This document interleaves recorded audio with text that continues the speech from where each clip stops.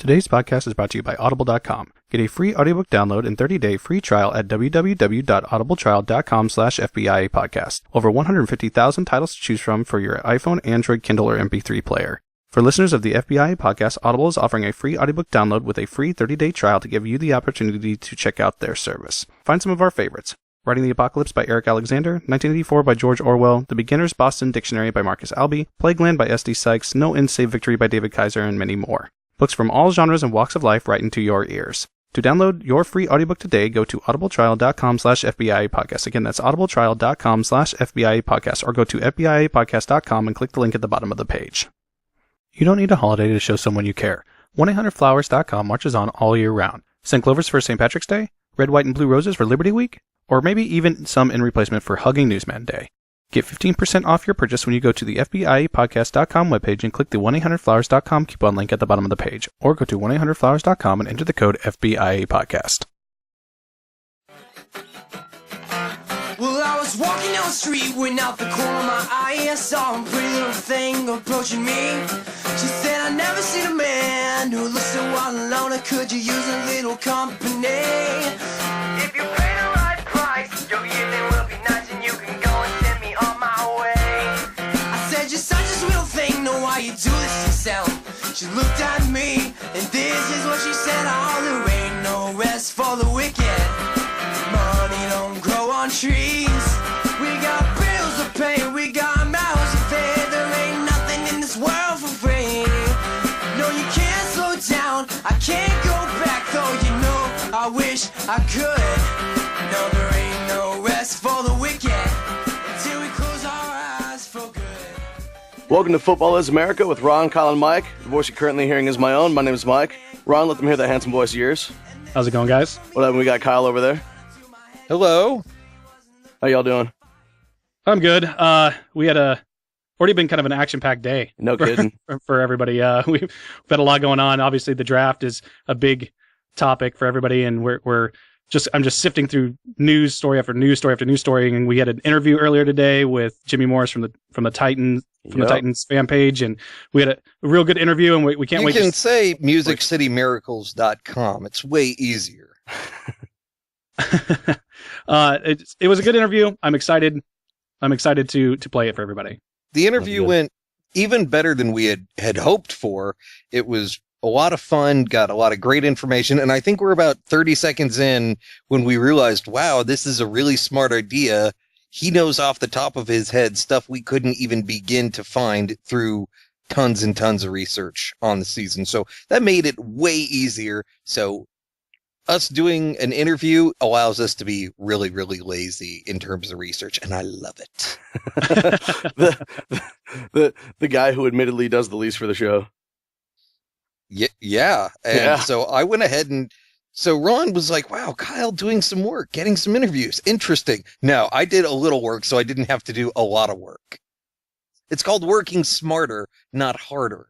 And I found it interesting because, I realized at some point this morning, and granted, yesterday I did a ton of work for the show. I was putting out emails and sending messages everywhere. And then I realized this morning, right when I was getting ready for the interview, that Kyle came to me and said, "I'm sending emails to these people so we can get these interviews lined up." And I was like, "That's great. I can't wait for you to get everybody lined up." And then at some point yesterday, I took that over to the point where I was doing all the work and Kyle was doing nothing. I told you, Donkus, that you had to give me the contact info so that people could contact us. And then you didn't do that. So then you got to do it. So that is a sequence of events. Ron, I need information. Kyle doesn't get it. Ron, I need information. Kyle doesn't get it. Hey, Ron, guess what? This is in your lap. I got work to do because I am going to Cordova on Monday, so I had actual work on Friday. I'm sure you were all kinds of pissed off that Ron didn't get back to you and he had to do it himself, huh? Actually, yeah, because if I had been able to handle the whole thing, it would have been my project. So now I got to give some of the credit to Ron. However, we all know it is through my benevolence that it worked out as well as it did. For the record. For the record. All right, we got some news and stuff. Y'all want to go over that? I'm more interested in the stuff than the news. Oh, okay. Yes. Well, Well, I guess this isn't exactly breaking news because I know this has been going on for a long time that the Chargers and Raiders have dropped a proposal to build the shared stadium in LA, making it effectively the possible future home of 3 teams because the Rams are in that mix as well. Yeah, it was a $1.7 billion proposal deal, and with a B. It's a really weird whole situation. And Kyle, that's kind of his market. I'm going to let you kind of take a little bit more of that. Essentially, this is not going to happen. Whenever a team says, hey, we're moving, and you have that press conference with the owner in the new city and whatever's going on, go by how long that press conference is. This one for moving to Carson City was like 4 minutes and then right back to reruns or whatever was going on. The Rams one may be a little bit more legitimate due to the amount of time and effort and the history the Rams have in LA, but you cannot make me believe that 2 teams, not just from the same conference, but from the same division, are going to share one roof. It works in New York because the Jets and Giants, totally opposite. So if they meet up and there's a little more Giants fan than Jets fans, or vice versa, it's fine because that's only happening, once every 4 to 8 years, somewhere in there? Right. So that's pretty minimal. Moving to LA is a cool new threat that owners are going to be using to get their current city to get a stadium. And even then, only crappy teams, or teams with a crappy schedule or, record, I guess I should say, because as memory serves, the 49ers got a nice new beautiful stadium without a whole lot of hassle because the Niners were good. So If you're terrible, you say, hey, we're moving to LA, and then the city scrambles and you get a new stadium out of it. Right. Like I got an old friend whose mom had whenever he was acting up, she's like, hey, I'm gonna call the cops and they're gonna take you to juvie if you don't start acting correctly. And he was terrified of it. And I feel like that this is the equivalent. Like, hey, if you guys don't give us a new stadium, we're going to LA. No, don't. Even though that we as adults know that's probably not going to happen. Well, what kind of things was he doing? Because if she was threatening to call the cops about like not eating veggies, then I'm going to go ahead and say that he's probably retreading tires, or he's grown up with an unhealthy fear of cops. It's not cool. The thing he watched a lot of like prison movies as a kid. His parents like, this will happen to you if you don't act right. we can do that same thing with, if you don't like this, we're moving to LA. No. I don't think there's any way that San Diego is going to allow the Chargers to leave. Like, I could see the Raiders probably moving. Sure. I can definitely see the Rams probably moving in some way, shape, or form. And they've already pretty much said, we're moving, and there's nothing you can do to stop it. And just kind of revisiting a topic we talked about a few weeks ago was nobody's going to be able to stop them. The NFL has said that, you need NFL approval. You need the owners to vote and stuff like that. Well, Al Davis proved quite a few years ago that you can't do that. You can't stop a team from moving. The antitrust laws don't allow you to stop a owner from moving his business wherever he wants to move it. So if somebody says, you can't leave, pretty much you can give them the middle finger and walk out the door and go do whatever you want. There's nothing anybody can do about it. And so I really do think that the Rams are going to leave. They are going to move. It won't be this year, but I do believe that they are leaving. And I honestly think that the Raiders play one more year in the black hole because I don't believe that they can sustain that stadium to an NFL quality football field for another year after this. And I agree with you, especially about the Rams, because with the Raiders and the Chargers, there's this kind of feeling that's always been there that the owner has a beef with the league, has some massive problem. Mark Davis, obviously not the issue that his father had, but it's still there within the family. And so with them, you get the fact that they're maybe just griping. The Rams, they just want out of St. Louis. They're just not happy there. It's not about a new stadium for them. It's not about anything other than wanting out and taking advantage of the market that Los Angeles has. And there are a few people from the Southern California area who had the Rams in their backyard when they grew up and are therefore Rams fans and would welcome the team back openly. Not a lot of people. I say change the name. I don't care what you change it to, but do something. Get them out of there and leave Sam Bradford in St. Louis while you do it. All right, well, we got to end to something there's been a lot of speculation, rumor flying around about. Larry Fitzgerald is re-signed with the Cardinals.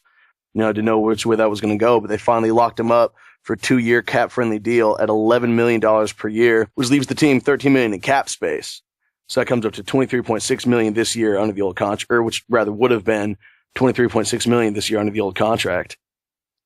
Yeah, this is a good deal for both teams, honestly. In the obvious reason for the Cardinals, and then secondarily for Larry Fitzgerald, because the guy who has been known to be the sportsmanship guy, and the guy who has been known to be the nice guy, and the guy that has always been known to be the one that it puts his team over himself always. It kind of was starting to look like, I want my money. I'm not going to go without my money. I don't care pretty much about the team. That's the way it looks, despite what the reality is. That's how it looks. So the fact that he decided, you know what, I'll take the $11 million. I'll save the team. Basically, what he's banking on is that they're going to use that money wisely, and let's hope that they can do that because they don't have a great track record. Right. And I know that from what I've understood from the contract is that he does have an opt-out deal, an opt-out clause for next year. So in the event that he doesn't agree kind of with where the team's going, or he feels like he doesn't really like what's happening, he could honestly opt out of that deal and become a free agent after this year. So good for him. Nice. That sounds like a smart investment. Smart, as was said, everybody involved. He's kind of the face of the franchise down there, at least on the offensive side of the ball. So it makes too much sense to keep him around.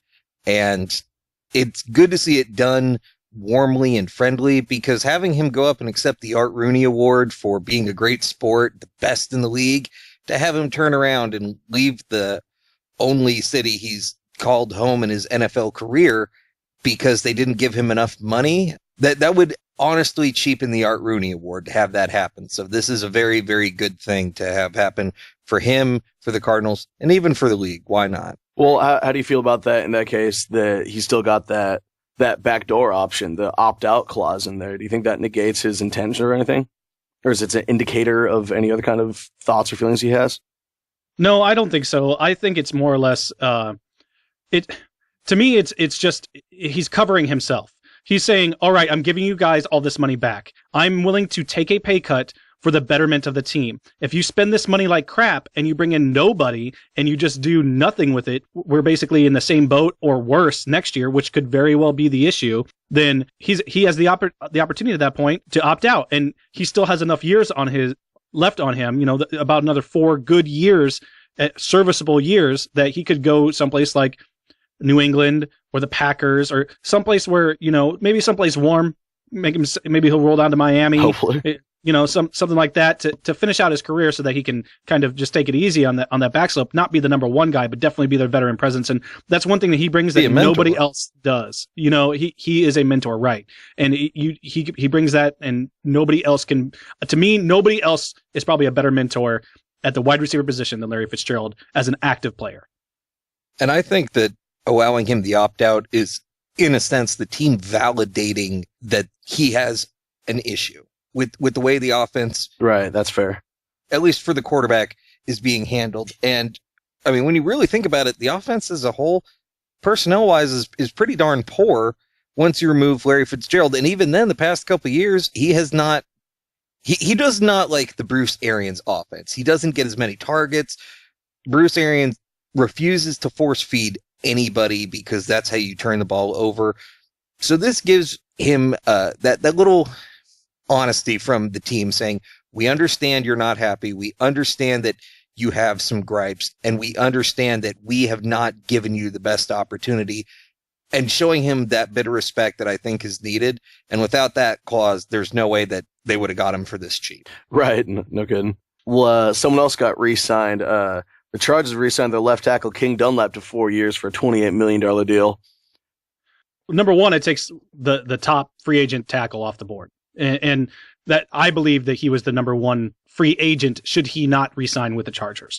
And he is just 1 year removed from a 2-year, $4 million deal. So he still had 1 year left on that deal. And he was able to, going from making $4 million a year the previous year to $7 million that he's going to be making now. That's a pretty good deal. Now, it seems strange to me only because I always kind of remembered left tackles getting paid way more than this when they're this good. And right now, I'm not talking about rookies coming out of the draft, because number one overall left tackles always got paid a ton more than left tackles actually got paid, because that was just how it was back, a while back before the new under CBA. The old, collective bargaining, sure, but I agree with you that it does seem a little light. Yeah, I mean, I remember when the Bears brought in Orlando Pace to be the left tackle there, and he was paid, I think, right around the $45 million for a 4-year deal on that one. And I remember thinking at that time, man, he's a guy who's halfway through his career and on the downslope, and you're giving this guy $45 million, and that's rough. But the total details of the deal haven't really come out. There's rumors that the deal is fully guaranteed. And if that's the case, then that's why they got him so much cheaper than normal. And if that's the case, that makes me a genius, because I said that the NFL was going to start doing deals like the NBA and in baseball do, which is, they start giving fully guaranteed deals to offset the total amount of cap that they're going to have to deal with. I also find it really, really strange, because it's one thing to be a great left tackle, but you have to be a great left tackle for a pass-heavy offense, and that's more or less what the Chargers are. Anytime you've got a perennial Pro Bowl candidate like you do in Phillip Rivers, now he might not always be in the top 5 or necessarily even the top 10 discussion. He's going to be in the top 15, and looking up, he's a very good quarterback. More often than not, he's great. And so you want to protect him, obviously. So how you can get a guy here where it's a position of great need on this team and pay him as little as you can. I mean, somebody did something amazing out there, some kind of crazy hypnosis or something like that. Maybe they took him south of the border down Mexico way and got him out of a jam in some sort of crazy cockfighting arena. And he's like, I owe you guys big discount. This is a life debt. Yeah, essentially, maybe Phillip Rivers came in all Indiana Jones style and saved him, and Phil, I owe you. I'll protect you as long as I can for cheap. It's not get your shin pads. Insulting contract or anything like that. But when you look at it, I mean, this is an A- to a solid B left tackle, so that makes him a BLT. Nicely done. Nicely done. It was terrible, and we all loved it. Oh no, I'm really happy about that. I don't care if anyone hates it. I loved it. So F everybody else. If you don't like BLT jokes, get the hell out. It's got the B and the L and the T. What's not to love? Well said. Robert Griffin III has been announced as the starter for the Redskins in 2015, despite the controversy between him and the owner.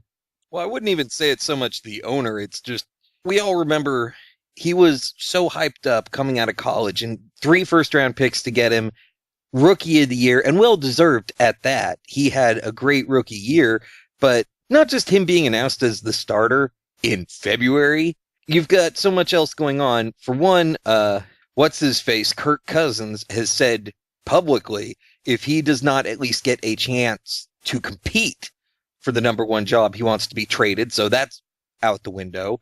And the question surrounding Robert Griffin, but then there's also Mike Shanahan coming out and revealing a little more about what happened with his time as head coach and Robert Griffin. And Shanahan was a known entity within the league. He had that great run in Denver, and he's been around, so we knew about him. And then all the ways that things were being handled, it reeked of Dan Snyder and something new. And why nobody was willing to say, well, Robert Griffin's new, that's the issue, I don't know. But there was a lot that Shanahan came out and said that really was eye-opening to some people who aren't able to read between the lines.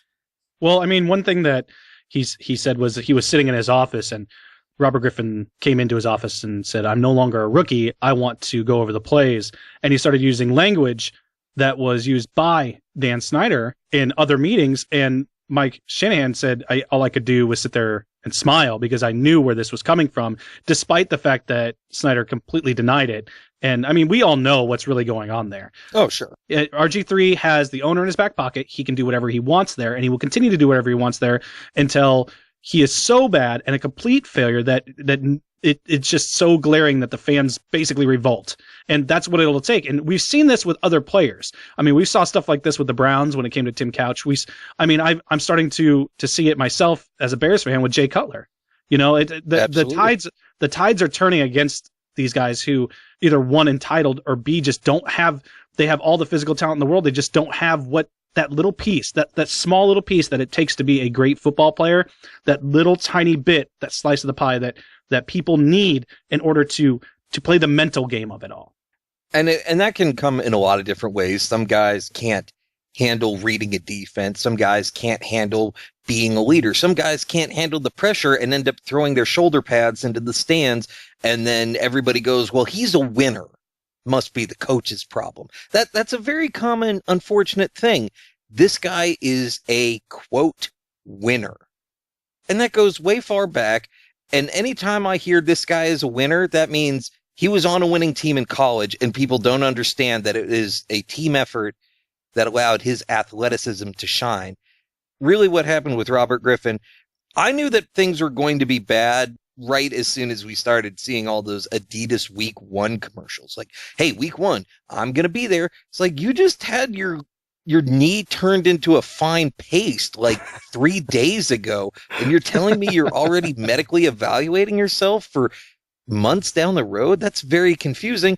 Well, it's all pre-planned. Dan Snyder is a meddler, unfortunately. And, the specific word Robert Griffin was using when talking to Shanahan was unacceptable. That's a Dan Snyder special. So he's got Robert Griffin as a friend, which you shouldn't have as an owner, very least. And, Shanahan had no choice but to really sit along for the ride. And another thing he said was, there is no way we would have given up the draft picks we did if I had known the true cap situation when I arrived there and that the NFL was going to be penalizing the team for it. Had that happened, there would be no Robert Griffin trade. The most interesting thing that I saw coming out of Mike Shanahan's interview was he said that Robert Griffin stated that he wanted to become more of a pocket passer and run less of that college offense that he ran very well. And you got to kind of wonder, now, is that him saying that? Is that him talking to Dan Snyder and Dan Snyder saying that? Is it family and friends, coaches? Where does this idea come from? Because we know it didn't really turn out that well. And we get told often by our fans, hey, read option, way of the future, unable to distinguish the difference between college and professional. Even Russell Wilson, as great as he is, can struggle at times being a pocket passer. Robert Griffin, I don't know I wouldn't name him the starter. I'd honestly try and trade him if I was them, or see if you can fire him out of a cannon into the sun. Well, I got two things I want to weigh in on this real quick. One is that I think it's ridiculous. He's like, oh, I want to become more of a pocket passer. Like, there's people who can get on the internet and read that you said that, right? Now they're going to know what you're doing. You've just showed your hand. Like, if you're trying to be a pocket passer, now we know what you're going to do. Like, that's just silly football strategy to me. If it were me, I'd have my whole secret layer with all my plays and my playbook behind the laser grid bars. But the other thing that was just jumping at me was that word unacceptable. Snyder uses that word unacceptable, so he must be in RG3's ear and like in cahoots. That's called confirmation bias. He already feels that way. And so anything that happens, he's going to find a way to nitpick weird little details and make that fit how he already feels in his mind to help him justify that. Like he could be right, but that's also called confirmation bias, that he's this upset and has this opinion over it so much that no matter what happens, he'd be like, those guys with that radio podcast, they had burritos for dinner. That's because he's in cahoots with Snyder. Like, no, Thank you for using the word cahoots. Yeah, no, Excellent. I also like to use bamboozled and hoodwinked. Ooh. I'm going to try to fit those in for the rest of the show. I would appreciate that. That would be fantastic. But also good analysis. I don't want to take away from your good analysis, but really you use the word cahoots and I'm a child. Well, the last thing about this is if he wants to be a pocket passer, then he needs to work on it. And it was interesting to me because when they got rid of Mike Shanahan, it was kind of the confirmation that they were going to, get rid of what is it that Mike Shanahan brought to the team. So a bunch of different variations of offense that he would find that best suited Robert Griffin III. Robert Griffin III didn't like it. So he was like, I want to be a pocket passer. So what happens? Mike Shanahan's out the door. And who comes in? Jay Gruden. And what does Jay Gruden do? He runs a pocket timing based offense, which is not suited for Robert Griffin III. He has no business playing in that offense. He will never be successful in that type of offense. And once he realizes that, he might actually be a decent quarterback. When he realizes that he's a West Coast read option style quarterback, he will be great. Well, but is he still, though, after the knee injuries, is he still that quarterback, do you think?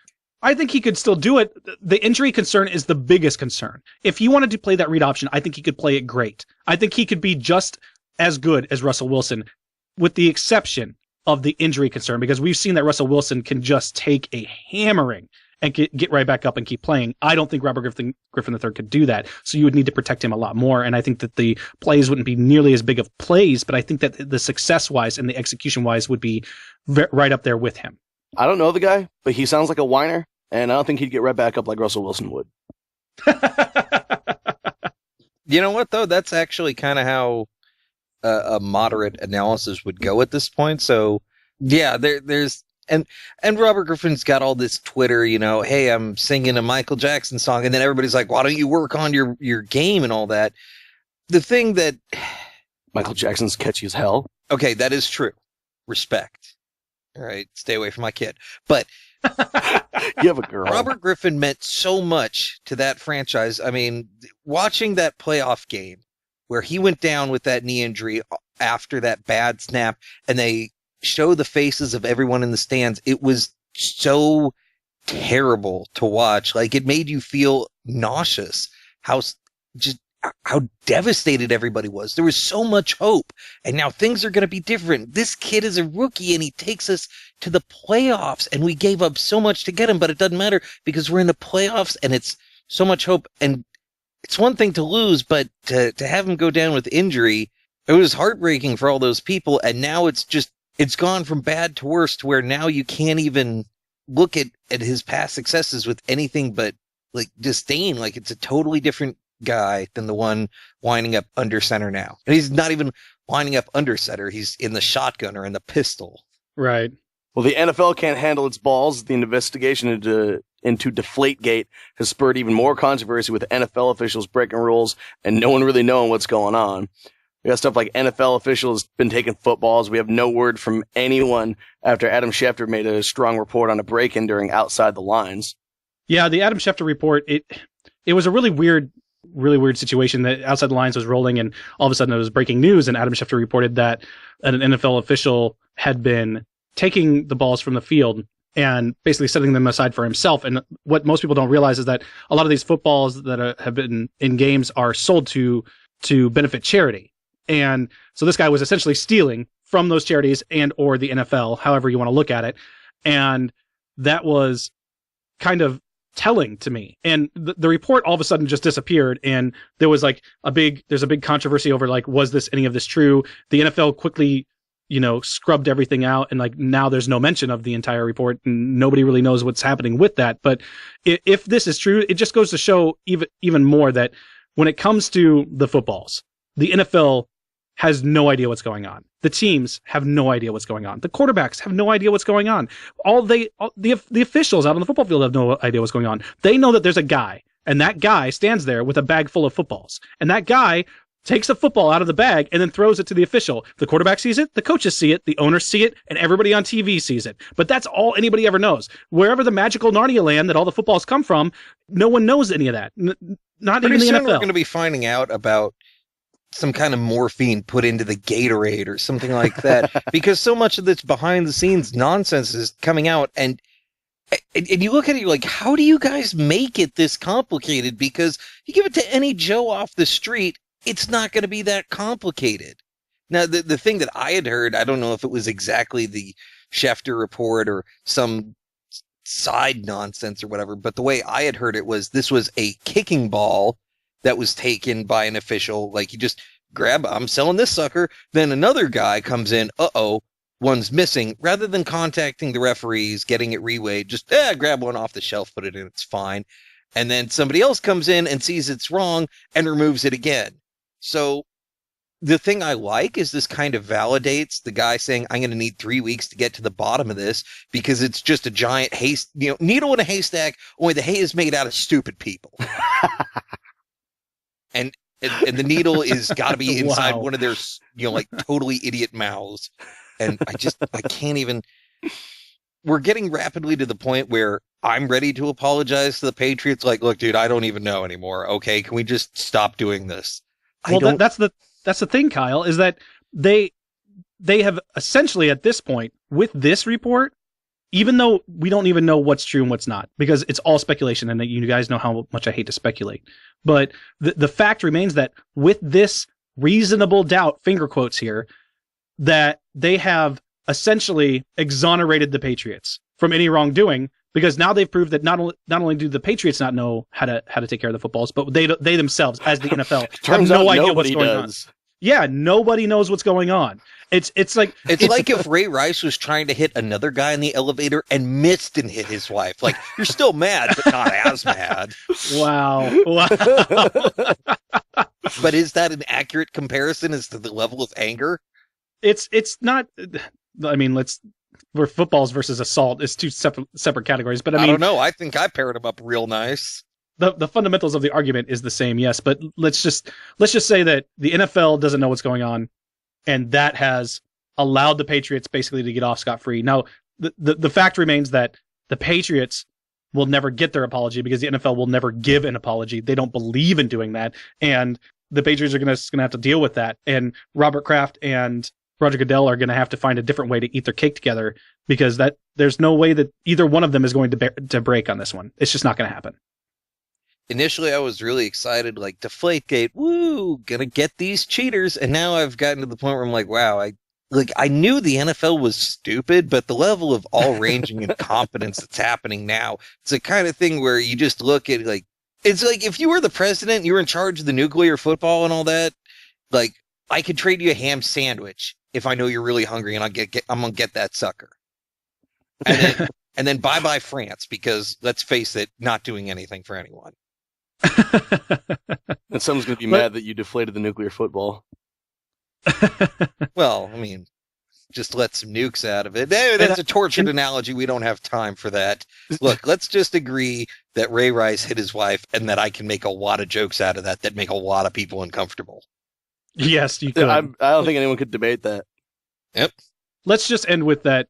The NFL did exactly what they wanted to do with this, which is exactly the same thing they did with Ray Rice, and exactly what they're going to do with the Greg Hardy stuff and everything else that ever comes through the pipes on problems in the NFL.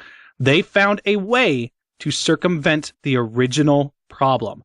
They created, manifested, designed, however you want to say it, a different issue, and then made it look like a cover-up so that everybody forgot that the balls the Patriots used were deflated. Everyone's been bamboozled. It's the dumbest Nancy Drew mystery ever. You ain't gonna pull the wool over the eyes of the FBIA podcast. We've got your formula figured out, NFL. We got it. You're wagging the dog, and ain't no one here denying it. You guys good on this one? Yeah. All right, let's talk about Todd Gurley refusing to let doctors check out his surgically repaired knee at the NFL scouting combine. Yeah, and this is one that I'm going to kind of defer to Kyle because he loves talking about Mike Silver. Well, I don't love talking about Mike Silver. Oh, you don't? Oh, just the fact you're going on and on and on. No, it has nothing to do with Mike Silver. It has more to do with a man who has failed at some aspect of his life. Oh. That to me is wonderful, because then I don't have to work it hard as my life, because the bar is collectively lowered, you see. The whole gene pool's dropping down a couple IQ points. Exactly. You know, you don't have to be faster than the animal chasing you to eat you. You just got to be faster than the guy next to you. Right. And I'm not that fast, so I will trip you. And that's what I'm going to do here. And your superior intelligence goes back in the gene pool. Yes, you know. Don't butter him up. What are you doing? Don't do that. That's the same thing I would do. Butter him up. I'm on his side. You're swelling. His head's going to get so large, it's going to explode. Hey, Kyle, tell us about Mike Silver. All right, Mike Silver. In any case, he initially reported like, oh, you're not going to let the doctors check you out, huh? Surgically repaired knee, ACL surgery. Very, very confusing. No, incorrect, Mike Silver. Wrong. At least I hope it's Mike Silver. Ron said it was Mike Silver. So watch it be somebody completely different, and Mike Silver sends me an email like, that wasn't me. And I got to be like, I don't know, Ron's the idiot. We're going to get a mean tweet. He's just going to tweet me a frowny face and it'll destroy me inside. Anyway. Super Doc, Dr. James Andrews, a warrior of time and space and cartilage, has repaired Todd Gurley's knee. And this is a guy who, despite ACL surgery and despite the greatly reduced value of running backs, still seen as a first-round draft pick. People say without that knee injury, he's a top 5 talent and would probably go top 15 overall, again, reduced value. Now, he's not letting people check out his knee right now. He'll be back in a month or two. Dr. Andrew said, don't let these combine doctors get in and poke and prod you, because the combine tests are pretty invasive. They're going to pull and they're going to twist and make all these jerky motions on a surgically repaired knee. And his doctor has said it needs more time to heal. So coming back next month, allowing the teams to still get their eval, but not further damaging him. And apparently most of the NFL teams are totally fine with that because he's being upfront and honest about it. It's common knowledge that he's injured. It's common knowledge that that's got to be evaluated. But to say, hey, it'll be evaluated when it's healthy to be evaluated, it's totally fine. Clicking some of these links, turns out like, oh no, Mike Silver was straight up on his Twitter talking about, I was told by one GM and one HC that Georgia RB Todd Gurley refused to let combine doctors examine his surgically repaired knee on Thursday. Continuing second tweet, I am told that this is highly unusual, if not unprecedented, for a player not to allow doctors to examine him at combine as Gurley did. It sounds to me like Mike Silver's just being a hater because Todd Gurley's like, yeah, I'm recovering. Then he goes on to state, he's like, oh, I'm just trying to show off my football intelligence here. Can't do anything performance-wise. Just want them to know me as a person, what I can do on the field with my brain. Like, yeah, sounds like... Which is not wrong. Yeah, I mean, you have a guy here who obliterated his knee, all right? And he just doesn't want somebody, dicking with it. That's it. That's the end of it. And this doctor is a very well-respected doctor, and Mike Silver had to quickly backtrack. In fact, saying, well, now it's being reported that Dr. Andrews says that, he thinks that the NFL doctors would possibly re-injure him. So that is why it is not taking place. So he quickly backpedaled and had to go hide in his hobbit hole. And that was essentially it, that he's like, I'm not going to allow other doctors to undo the work that I've done. And Gurley said, I'm not going to give you anything other than what I'm going to give you. And there's nothing wrong with that. If a team doesn't draft him based on that, then that's that team's problem, not his. And he'll be back later. So do you need the information right now or before the draft? Well, before the draft is fine. It doesn't happen until what? April? May? April 30th. This is the first round. Keep pushing it back. Fine, whatever. I hate that because you get into that dumbass speculation that allows guys like Blaine Gabbert to be a first-round pick. And because you got so much time for all these writers, and you got to fill a need, so, here's some information. It turns out that Blaine Gabbert is truly made out of candy. Like, oh man, I get hungry sometimes when I'm on the sidelines. That sounds like a great idea. Marshawn Lynch with his bag of Skittles. Well, he surely didn't play like he's made out of candy. Well, actually, he did play like he was physically made out of candy, but that would be a bad thing. Physically, yes, that is true. Yeah, his moves certainly weren't sweet, though. Oh! Wow. Dang. That's one of those where if somebody's listening to that while standing, they're going to need to sit down and think really hard about their life. That's the kind of thing that, like, you're a hostage negotiator, you make that pun, it's like all of a sudden everybody's released. The guy's like, just take me to jail, man. You clearly have the intellect to win this one, sooner or later, so let's just call it now. Holy jeez, that is... You're welcome. I don't know if I am thanking you for that yet. That might give me cancer. Anyway. Take time, write him out a letter, explain your feelings, take a day, sleep on it. Charles Robinson of Yahoo Sports had interviewed an anonymous NFL agent, and his behind-the-curtain look at the NFL draft was pretty interesting. Really, it's accumulating to the 40-yard dash is a nightmare for players. Like, everyone's just sucking at that one. Well, it's not necessarily everybody sucking at it. It's more or less everyone's terrified of it, I guess. That's right. Valid. Yeah, that's the right way to put it. Okay. Yeah. This scouting combine has become such a spectacle for all of the teams, for the players, for the fans that attend now. Now it's being done in one of the nicest stadiums. It's a big time TV event. Everybody's watching that isn't there, even on TV. And people are going to see a player and they're going to see if they perform well or not. And they're going to say, okay, this player ran a 4.940 and he's a wide receiver and he was one of the fastest guys in college. And now he came out here and he just sucked it up bad in the 40-yard dash. The 40-yard dash, normally for wide receivers, is one of the first events that they do.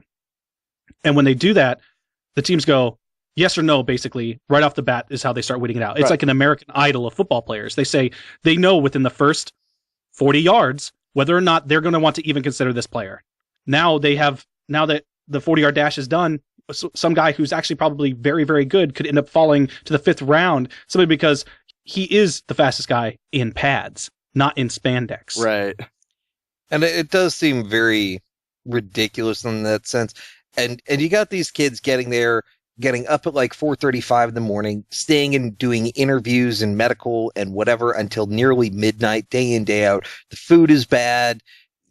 Stressful situations. You got people asking you if your mom is a prostitute and stuff like that.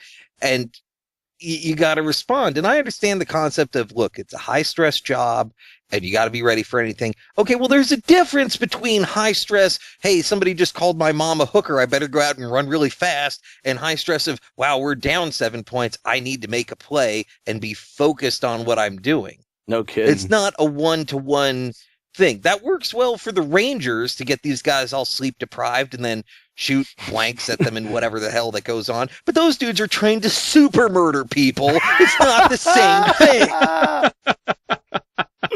So yeah, I kind of get irritated. We always, such a big deal. 40-yard dash, 40-yard dash. I don't know of too many times where a guy just gets set in a sprinter stance as a wide receiver.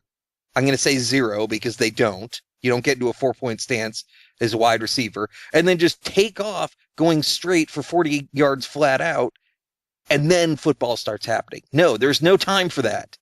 I understand the impact of acceleration and top end speed and all that goodness, all that creamy goodness, but you're forgetting about all the chewy chunks that come along with it. I mean, maybe I'm old-fashioned in this way, that I think that the best way to gauge someone on their ability to be a wide receiver would be to watch them being a wide receiver and then judge the performance off of that. Well, Kyle and I actually just had a discussion about this the other day, and that was that the combine has become this basically obstacle course or testing field of skills that don't matter. And the way it used to be a while ago, and you guys are more recent football fans, but I have been for a very, very long time. Yes. And I remember what the combines were like back in the 90s before they even... Day. Yeah, I'm going to give you the old guy reference. Back when the Power Rangers were based on racial stereotypes. The combine was more or less a skills test based on what you were doing in pads. So guys would wear pads, and you would have, for example, quarterbacks throwing through moving hoops, and you'd have quarterbacks throwing into trash cans while on the run from 30 yards out, and you'd have wide receivers catching balls from a ball launcher, different ones aimed at different points in the field. Why? Because that gave you a consistent knowledge or consistent test basis for every single player. Now they have quarterbacks from the draft throwing to wide receivers who the quarterback could miss them, or vice versa. A wide receiver could just drop a quarterback's pass and it makes the quarterback look bad. And just because he doesn't know that person. And 90% of football on the field is knowing the players you play with. Jay Cutler was good 3 years ago because he knew Brandon Marshall would be at a certain place at a certain time. Aaron Rodgers is great because he knows when he throws that ball to Jordy Nelson's going to catch that football.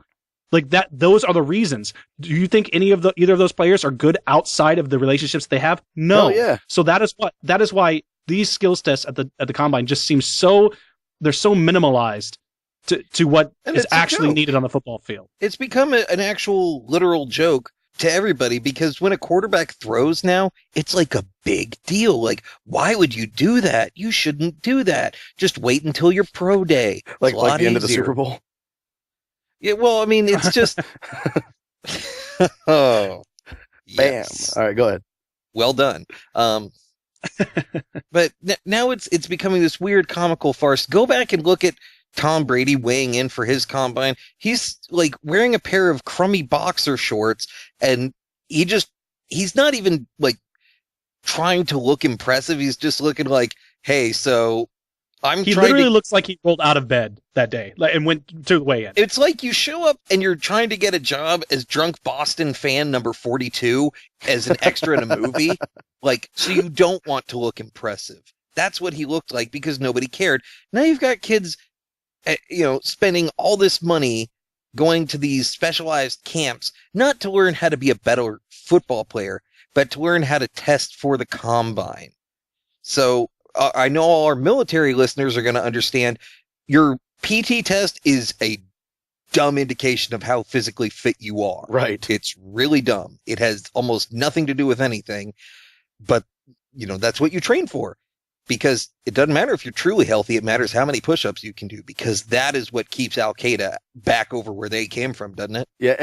No, it doesn't. Every single time that I'm running my PRT, because I'm Navy, these other two gentlemen you're listening to are Army, but I'm Navy. And so every time I run my PRT, I'm sitting there and running like, yeah, man, I can't wait until something on the ship catches fire and I have to run a mile and a half to fix it. Like, that's going to be it. Like, oh, this cardiovascular test is clearly the physical equivalent of having to pick up my shipmate and drag him out of a space when it's flooding.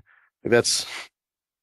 I relate exactly. all too well on this whole training for the combine thing and not the actual game. Yeah, I feel like if we just had guys playing football, that might, because that's what we want them to do, right? It's play football. I'm not making that up. That's what we're looking for, and the combine is not exactly that. It's more or less kind of a joke at this point, but a joke that's popular enough, it's not really going to go away. Now, we did hear a little bit the NFLPA and the agent saying, hey, we want the NFL to cover the cost of us putting these kids up and feeding them and paying for specialty training and all that. And that's fine. That's whatever. Say, hey, we'll reimburse you up to $30,000 with receipts or whatever. Fine. I don't care. But most often you can kind of get a feel as to what's going to happen at the combine. And every now and then you get a guy like a Dontari Poe who is an absolute workout warrior and therefore improves their draft stock and, more importantly, works out. But you also have to remember, after year one, Dontari Poe was not looking super stellar. Now, he's been to 2 Pro Bowls in 3 years after a semi-disappointing rookie year. Good for him. But most of the time, even if you show up at the combine and you do amazing, but your game tape is poor, you're going to be poor. And so now we have this artificial emphasis on how fast can you run 40 yards in speedster spandex. And I don't care. I want to know, when I go back and look at your tape, do you suck? Oh, you suck? Well, then good for you in your 3-second 40. Get the hell out. I just got a alert here, and I just want to share this because this is kind of crazy to me. And just because you were just talking of Dontari Poe, and somebody has broken the record, Kyle, for bench press. Ooh, Really? What is the record? Amir Abdullah, who, yes, who I actually don't even know what his position is. He is senior running back. Just came out and almost broke the record for the vertical jump for running backs at 42.5 inches, and then he broke the record for bench press for running backs. I'm sorry, not overall, but for running backs at 34 repetitions. Wow. Damn. Yeah. And that's at 225, isn't it? Yes, that is correct. And his unofficial 40-yard dash time had been disappointing, according to some people. So he ran a 4.61. So those other two stats are very impressive. And that's exactly it. That's a perfect example in real time of what happened. Hey, look at this alert. Isn't this amazing? Oh, it's just the thing for running backs. And we get so excited briefly for the combine, and then I'd be just as fine without it, or for it to be minimized. I'd be just as fine with it just being pro days. I honestly do not care. Man, you're going to hurt Ron's feeling telling him you don't care. No, I don't care about the combine. Yeah, we both feel the same way about it. Neither of us, I care about the combine, but not in the way that that NFL teams care about the combine. Right. I care about the combine because it's interesting to see what certain players can do. To me, it's more like just a fun skills test, like just who can beat who and stuff like that. Like, I don't consider it in any way, shape, or form a true evaluation of what somebody's capable in the football field. And I think that a lot of people are starting to realize that, and some players are, because as we've seen over the last couple of years, players are stopping the whole going to the combine thing and saying, if you want to see what I can do, come to my pro day. All right, guys, I think that's going to wrap us up for this show so far. How do you guys feel about it? Oh, good. Yeah. Let's not forget that we just this morning did our interview with Jimmy Morris for MusicCityMiracles.com, as Kyle would make me say. And like, I'm a jackass for you saying his website correctly. No, MusicCityMiracles.com. If you're a Titans fan, I encourage you to check out that website. You're going to see a lot of community going on there, sounding board for all your crazy ideas and all your brilliant ideas, and to find out, wow, there are more Titans fans than I thought out there. Get some good articles. Why not? Give it a look. Yeah, and Jimmy did a great job really coming in and giving us what we needed to know outside of what we actually thought we knew. And this is a guy who knows his stuff when it comes to the Titans. He knows every stat, every line item, everything you could think of when it comes to stats. But he had a very obvious knowledge of the team and of the personnel and the direction and the theory. And every question, I mean, if you are not a Titans fan and you don't know anything about him, you're going to feel pretty knowledgeable after listening to his interview. He was pretty darn easy to understand. And this week, our teams in review were the Titans, or are the Titans and Bucks, and we're going to be playing those interviews at the end of the show. So be ready. We'll be playing the Bucks interview first, and then the Titans interview second, and we will be actually doing our interview with Sander for Bucks Nation immediately after the show, I believe. Right, Kyle? Pretty darn close. Yeah, we're going to get Sander on, and this has turned out really well because we knew that none of you were going to call in because that implies effort. And I'm sure actually also some of you are in the military and you're like, dude, I'm in Afghanistan. Leave me alone. Okay, valid point. But still, you can call your mom, but you can't call me. I don't think that's very appropriate. You really want to talk to your mom? Really? Really? Or do you want to talk about football? You want to talk about football. So say, sorry, Mamsie, I can't be on the phone with you. I got to talk to the football man. Hey, if anyone's pressed for time in that way, just go ahead and call your mom and then three-way call the show. We'll get your mom on, too. That'll be fun. That's a horrible decision. Do not do that. If you do that, you will regret that decision. That'll be one of the poorest decisions you've ever made in life. I did one time have a soldier's mother call me on my personal phone, and it did not end well for her. Oh, uh-oh. She told him that he had ruined her baby. What? Do we have the audio? No, that was a real-life thing that happened to me years ago, and then I told her that her kid sucked and that she should thank me for fixing him, and then I hung up on her. It's just... Applause. There you go. I'm buying you a pizza. Somewhere somebody should be making a statue of me and stick it right next to, like, Genghis Khan and, like, Stalin and all that. Because it's the same level of destruction, only mine happens the same way a woman destroys you on a personal level. Like, I'm not going to stab you or nothing like that, but I will make you eat Oreos while crying in the dark. Let's take it in from here. That's it for everybody. Thank you to Nick Wright, our producer, sound-right.com, WRIGHT. Thank you to Cindy. Thank you so much. And this should actually be a decent show for you, Cindy. This should flow nicely for you now that we have both the interviews and the show coming in, and we're going to be doing this for quite a while. So get used to it, Cindy. Of course, thank you to our military and our veterans. We appreciate everything that you do for us. Come home safe, and we hope that you are able to get to the media that we give you on a regular basis. That is for you, and we are working on ways to get it out to those that can't access us via the webs due to communications restrictions. We're going to try and figure something out. I actually have been in contact with the USO about this to see if there's some way we can push our show out there. Also, thank you to our listeners. Oh yeah, those guys. Yeah. Oh yeah. Thank you to our listeners. We really appreciate your downloading and the comments, the few of you that do comment in some shape or form. And we're going to get to your emails and comments. We only have about 10 right now, and we can slide through most of those pretty quick. One of these days, we will get in there and just go over everything you want. What I'm hoping for is to try and get a little bit of a lull in one of these other shows to get into it. And I'm assuming that will come kind of after the Combine, and when we have a slow news week, we'll really get into all those emails and stuff. So that's all I've got. What have you got? You guys got anything else?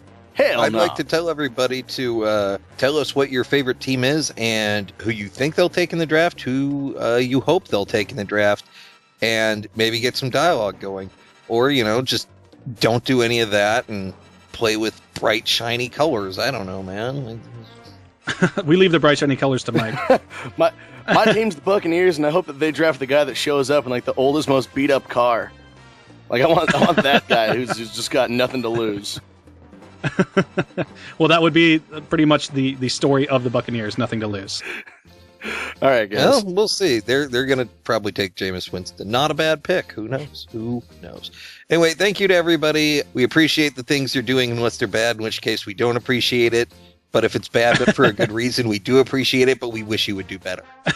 All right, guys. Have a good night. You too, man. Good night, everyone. Hi, Sander. How are you? I'm fine. How are you? Good. Well, the first question I have for you is, how do you pronounce your last name? Just Phillips. Just Phillips? Oh, okay. Yep. Cool. Easy, right? Yep. A lot easier than we thought. Yeah, we probably went through about 6 or 7 enunciations before we decided. It's a lot more difficult in Dutch, but the name just means Phillips. So I always just go with that. Oh, okay. So where exactly are you from then? The Netherlands. Oh, okay, cool. And then you're a hardcore Tampa Bay fan. Yeah. That is awesome. Oh, that is great. Yeah, well, you have to do something, right, when you're in Europe. Yeah, I mean, now that the NFL Europe is all gone, I guess you have to kind of be an American football fan, huh? Yeah, absolutely. I do find it interesting that you latch onto the American team that has the orange jersey, though. That was a pure coincidence, trust me. Okay. All right. Well, we're real happy to have you on, Sander. Thank you so much for joining us. Thanks for having me. Oh, absolutely. And we're real excited to have you because this is we had a guest earlier today, but you guys were the first time we've had real legitimate guest spots on the show, and we're real excited about that. So we really appreciate you taking the time. Yeah, you're welcome. And by chance, did you check out our podcast, kind of figure out how we do, our format or anything like that, just so you're not blindsided by it? Or Yeah, no, I did not have the opportunity. I've been really, really busy the past week, so sorry about that. That is fine. We just so you know, we're very, very full of jokes and light, and we're not too serious and too concerned with ourselves. Oh, that's fine. Well, the big thing is that we don't like to bring the same stat reading, ticker type show to everybody else. We'd like to bring a little bit more added value than that. So yeah. Our goal has always been, you're at the bar and the two guys at the table next to you are talking football really loud and you want them to shut up, but what they're saying is interesting, so you're not going to say anything. We're those two guys. So nice.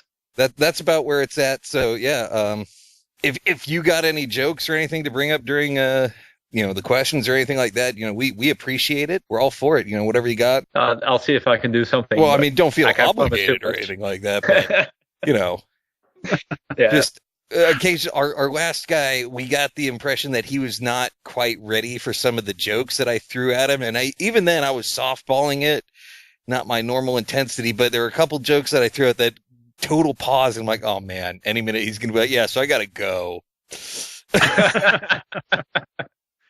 We'll be fine. Excellent. All right, great. Let's go ahead and get started here, Sander, so we can kind of get through this. Well, first, let me start with Sander is the editor-in-chief for the BucksNation.com website, which is part of the SBNation.com blog conglomeration. And we are, of course, very happy to have him on the show and surprised that anybody would respond to us. But thank you for coming back so quickly and being such a good sport about everything that we were trying to do here. Yeah, thanks for having me, guys. All right. Number one, what we want to know right off the bat is how you felt about the previous season, how much of a failure or not it was, how bad the season was compared to other seasons from both your perspective and a fan reaction perspective. Well, they went 2-14. I guess that about answers the question, right? Well, I mean, is there any success you could say, like, well, you know what, special teams was really good, or, you know, I mean, like, any redeeming platitudes to give people, or is it just like we all saw this happen and it was really bad? Well, they did manage to lose the last game after being ahead by, I think, 20-7 at halftime. So that's a real positive because that got them the first overall pick. Okay, there you go. There you go. Yeah. So the next thing we want to know from you is, are you a fan of the Lovie-Smith regime change? And the reason I ask is I'm a really big Bears fan. I have been for 20 plus years. And so I lived the last 10 years prior with Lovie-Smith as a head coach. And I know kind of the way that he thinks as from a fan's perspective and kind of how the team was run and where things headed quickly. Are you a fan of that hire, or were you at first? I was, and I still am. I still like the hire despite the 2-14 season. I don't know. The season seemed really, really bad, and it was. But a lot of the losses were really close, and a lot of it has to do with a really terrible offense and a horrible, horrible offensive line, which is not really Lovie-Smith's deal, right? Right. Yeah. Yeah, I can tell you that from all those years of being a Chicago fan. Well, then let me interject this one for you. I distinctly remember talking with Ron here and going, all right, here you go, first round draft pick, time to address that offensive line in Chicago. And who comes up? Shea McClellan. And I just remember like everybody going, but offense, and you have a defense. So do you have any concern? I mean, like you said, you can only do as good as the players you inherited when you're a first year coach, but going forward, knowing Lovie's tendencies, do you have any concern about his natural tendency to favor the defense to the detriment of the offense? Not really. The problem last year wasn't that they didn't try to address the offense, it's that they just were horrible at it. I mean, all right. every Bucks draft pick last year was on offense. They didn't draft a single defensive player, and they still sucked. Oh. and they had a brilliant new offensive coordinator in Jeff Tedford. He was getting rave reviews. He was doing all kinds of cool stuff. And then he has heart surgery, and he's out for the season, and now he's gone. Right, and I do remember reading that, you know, Tedford had a pretty respectable pedigree, and there was a lot of excitement coming in, especially in training camps and all that. And then it seems as all of it just kind of went right into the side of the mountain, if you will, as soon as he went out. And do you think that next year, you know, the stability at offensive coordinator, obviously it's going to be a factor, but do you think that could be the difference maker in terms of the offensive continuity? Well, it's going to help. Dirk Cutter has a lot more NFL experience than Tedford had, and I assume he does not have heart problems and will not miss the season because of surgery. I assume. I hope. I mean, well, I've seen a lot of crazy stuff happen in Tampa Bay so far the past couple of years, so I would not be surprised, but I'm still hoping. But the biggest thing has to be the quarterback, right? That has to be the biggest thing. Right, and we were actually had that on the list for a little bit later, but since you brought it up, we can jump into that. What was your true feeling, and kind of what was the feeling of the fans and the other writers and staff that you have there when they benched Glennon over in favor of Josh McCown, who is now gone after just 1 year, I remember how well he played under Mark Trestman in Chicago the year before, but I mean, we all knew as Bears fans, and many people even that weren't Bears fans knew that that's not the kind of production that he would normally give. And so, what was the feeling about him being named the starter over Mike Glennon, who the year before had performed at least at a serviceable level? Well, it's kind of weird. Mike Glennon was okay in his first year, but he was very much a game manager, and he made some dumb throws, and he wasn't very aggressive, so the offense stalled a lot. It wasn't a very good performance, but some people thought they saw something where he could progress. And a lot of fans were kind of disappointed they benched him, but they could understand it too because Josh McCown had a good season, and they didn't expect that. I don't think anyone expected him to reprise what he did in Chicago, but they expected a game manager who would be okay, who could lead the offense as long as everyone else around him played at a reasonable level, and then everyone else around him played at a horrible level, and everything collapsed.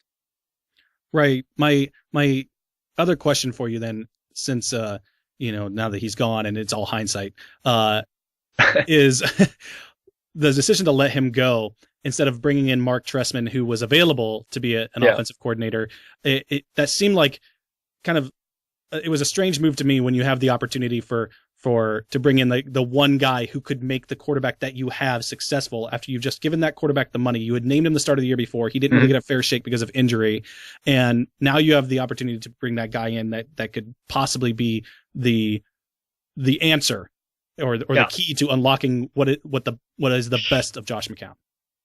Well, there's a couple of reasons why I wasn't very surprised. The first is that they had the first overall pick. They have the first overall pick. There are two quarterbacks on the board who both look like they'll be, at least they are very good prospects, and they will pick one of the two. So Josh McCown would be a bridge starter at best, and really with the first overall pick, if you take a quarterback, you're not sitting him. So Josh McCown would just be on the bench. And for him to be on the bench, he cost $5 million this season, both in cap space and in salary. So cutting him saves the Bucs $5 million. They can spend elsewhere. They can spend on an offensive lineman, or on a tight end, or on someone on defense, or even another backup quarterback if they want. Though I don't know why they would want to do that. So it makes a lot of sense to cut him, and I don't think bringing in Mark Trestman would have changed that. I still think he would have been gone. Okay. So with that said, then what do you think Mike Glennon's future is with the team now that you've kind of already said, they're probably going to take one of those top two there and bring one of them in. Is Mike Glennon do you think he'll kind of stay at that backup position, or do you think they're going to try and probably either deal him or let him go? I think they'll trade him if they can get a good enough offer, which is probably a third or fourth round pick. I don't know if they can get that. That's a lot to ask for a player who was benched for Josh McCown and then benched again for Josh McCown. And then when the season was out of reach, still didn't get any playing time. So they really, really do not like Mike Glennon, which is why I think they'll trade him. Which is strange to me because the Lovie Smith mentality has always been big arm quarterbacks that can throw the ball really far to a fast receiver, which you already have with Mike Evans, and you have the big receiver with Vincent Jackson, and Mike Glennon seems to fit that the Lovie Smith way of thinking, and and now he's probably on his way out, which just seems odd to me because I spent too many years watching Rex Grossman play, and he kind of seems like that similar kind of QB without the fractured mental game. Well, Rex Grossman loves to throw the deep ball, right? Yes, very much so. Yeah. Okay. Mike Glennon hates to make risky throws. He does not make any risky throws. The player has to be wide open for him to pull the trigger, which is what I really think Lovie Smith does not like about him. I will say this. There is a chance that Dirk Cutter does like him and that will keep him on the team. There's a chance because Mike Glennon is kind of like a poor version of Matt Ryan, and Cutter coached Matt Ryan for the past 3 years and did a lot of good stuff with him. So I could see that happening. That's kind of the unknown in this deal. Moving on to another part of the offense, which is the running back game. I had a few questions about the whole Doug Martin situation, because obviously we can't have you on and not ask about what has happened there after having such a successful rookie season in 2013 and 1,454 yards, 4.6 yards per carry and 11 touchdowns. The last two seasons he hasn't broken 500 yards and he has just 3 touchdowns in that time.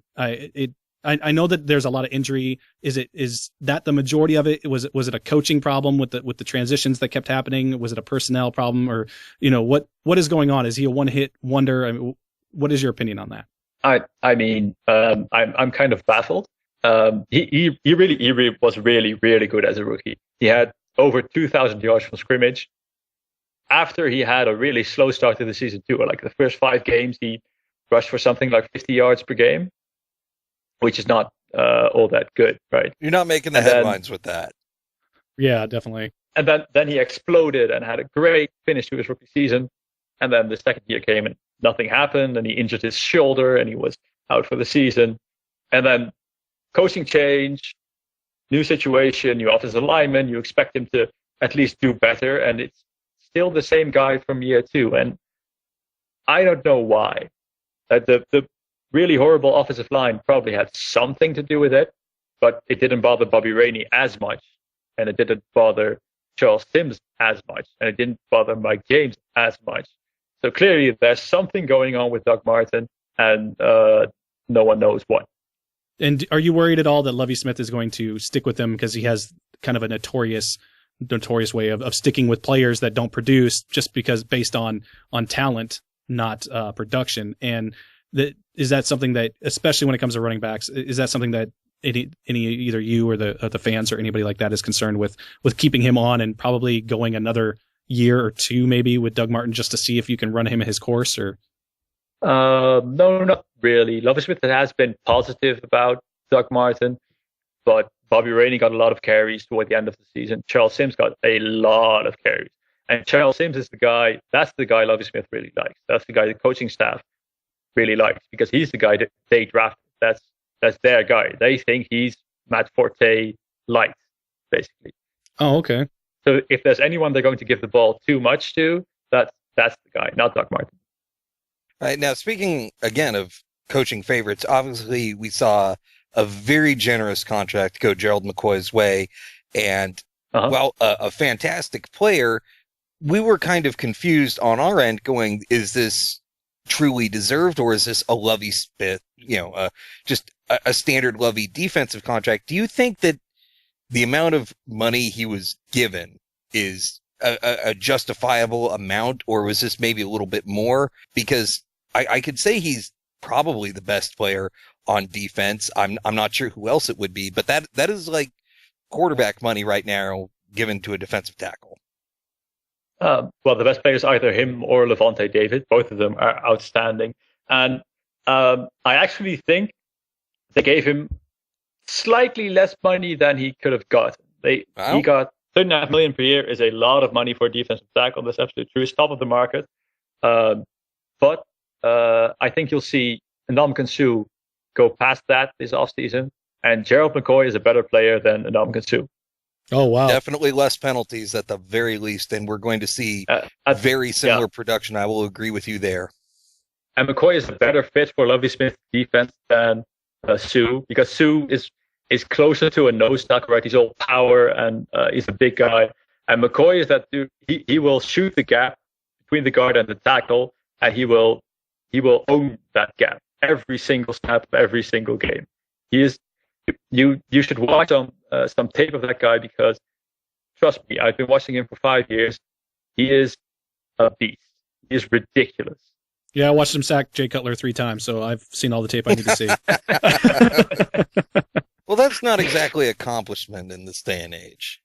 That's true. That's true. All right, sticking with defense here, Sander.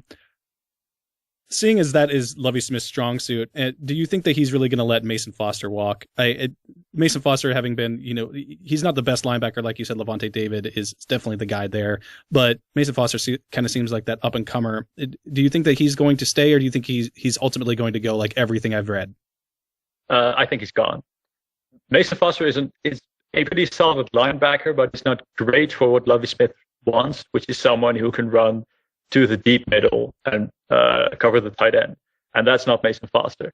He's a good middle linebacker who can go from sideline to sideline, who can chase down running backs, and you can plug him into the system and he'll do what you want, but he won't be a difference maker. And guys like that at linebacker are replaceable. The only reason I'm concerned is, obviously, like you're talking going deep with a middle linebacker to cover that tight end. That is something that, he had a treasure in Chicago with Brian Urlacher. And I know that's kind of what he's looking for there. Who do you see them kind of going after to try and fill that position now that if they are going to let him go? Is there anybody in the draft or free agency that you guys can kind of speculate on who is going to come in and who he might bring in or anything like that? Well, I would have said Rolando McClain, except he's burning his house down right now. yeah, except that, and I saw a report of a possible drug suspension, and yeah, that probably takes him off the table entirely. There are two options: either they draft someone, or they slide over their strong side linebacker to middle linebacker, and I forget his name, which is horrible because I have to know that name, so I'm just going to look it up right now. But that's all right. That's exactly that sounds what we like do a lot exactly of times. how we do every time. Who's this guy? I don't know. Just quickly Google. Yeah. Oh, come on. You for at least looking it up yourself. I usually go, Ron, who's the guy I'm thinking of? And then there's a heavy sigh. And then there's a lot of keys being punched, and don't feel bad. I mean Danny Lanzana, who came out of nowhere last year, and he played really, really well at outside linebacker, and he got a bunch of games at middle linebacker because Mason Foster was injured. Played really well there, so they can slide him over if they don't find someone in the draft. And you think he's the kind of guy that can go deep down the middle like that? I think he'll be at least as good as Mason Foster. I don't think he'll be special there, but he'll work. He'll work as well as Mason Foster, and he's a lot cheaper to keep. So, all right, now the downside to having the number 1 overall picked, at least as a writer, is you're going to be asked about it all the time, like right now. So obviously you've said quarterback is the focal point. You've got the two guys right there. You've got a bit more traditional of a guy in Jameis Winston. You've got a bit more explosive and athletic of a guy in Marcus Mariota. My personal assessment is that Lovie Smith is leaning slightly, very slightly at that, towards Jameis Winston. But do you have any information that would say otherwise or confirm that? I think most of what we know points towards Jameis Winston, especially with what's happened over the past couple of days. Basically, every local reporter thinks they're going with Jameis Winston, which is a pretty strong indicator because they have a better feeling for the team than the national guys. At the Combine, Winston has been great. He's reportedly been killing the interviews, which is really, really important for him. That's the big deal, if he can convince teams that they can trust him. And I mean, there's a really good argument to be made that he's just the better on-field prospect. Definitely. So I don't think it's a done deal, but it feels like, say, 70-30 in favor of Jameis Winston right now. To the extent that if the draft was tomorrow, you could expect it to be Winston. Yeah, absolutely. What do you think are the concerns? I mean, outside of everybody knows that he has the off the field stuff, but I know for one thing is that Lovie Smith doesn't like somebody who doesn't want to put the work in, and they will be gone quickly. And does that kind of strike you as the kind of person that Jameis Winston is? And it just kind of seems like a recipe for disaster there if that's the case. I don't think that's the case. I mean, everything I've seen from him, suggests that he's really, really, really focused on football, and he's a football guy, right? He's really good in the film room. All his teammates love him. He's supposed to put in all the work, and he does. So I don't think that's the issue. The issue with the off-field stuff is whether he can be trusted to be the face of the franchise, whether that's the guy you want representing, well, your entire team, your entire franchise, because that's who he's going to have to be. That I think is the major concern for the Bucs. Now, again, with the off the field concerns, we just saw Johnny Manziel this year, again, like Jameis Winston, nail these interviews and sound like everything's reformed and no work gets done. Hilariously bad showing, and now he's in rehab. Ha ha. So I mean, we're at an age where there's so much information and so much communication on your website with your fans. Are they believing that he is capable of leaving the past in the past and turning forward, or are people worried that we're going to see the same thing? I mean, are the fans on board with taking Jameis Winston and fully supportive of that decision? Not fully supportive. If you look at the polls, we've done a lot of polls. The Tampa Bay Times has done polls, etc., and they all point to a pretty much 50-50 split between Mariota and Winston in the fan base. Now, I think most fans will be supportive of whichever quarterback is drafted. The fact that there are a lot of FSU fans around Tampa helps, obviously, because Winston is their guy.